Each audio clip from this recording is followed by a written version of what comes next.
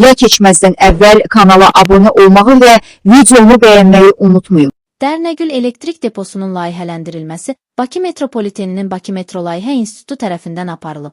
Burada depo üçün mühüm olan bütün infrastruktur yaradılacaq. Yeni Sabah az xəbər verir ki, bu sözləri açıqlamasında Bakı Metropoliteni Qapalı Səhmdar Cəmiyyətinin mətbuat katibi Bəxtiyar Məmmədov bildirib. Qurum rəsmisi əlavə edib ki, layihədə depoda obyektlərin təsərrüfat və istehsalat sahələrinin qurulması zamanı infrastrukturun tələblərə uyğun olmasına xüsusi diqqət yetirilib. Burada hər bir sahənin fəaliyyəti müasirliklə yanaşı, daha optimal, səmərəli və funksional avadanlıqlarla təmin ediləcək. Deponun tərtibatında yaşıl xətt üzrə qatarların ən müasir mikroiqlim nəzarəti sisteminə xidmət göstərilməsi, eyni zamanda qatarların təmiri üçün lazım olan bütün zəruri infrastrukturun qurulması, mühəndis sanitariya sahələrinin optimallığı, ekoloji tələblərin standartlarına uyğunluğu, müasir təkəryolma dəzgahının quraşdırılması və digər bu kimi mühüm tələblərə diqqət ediləcək. Hal-hazırda Bakı Metropolitenində gediş haqqı tariflərinə yenidən baxılması aktual deyil.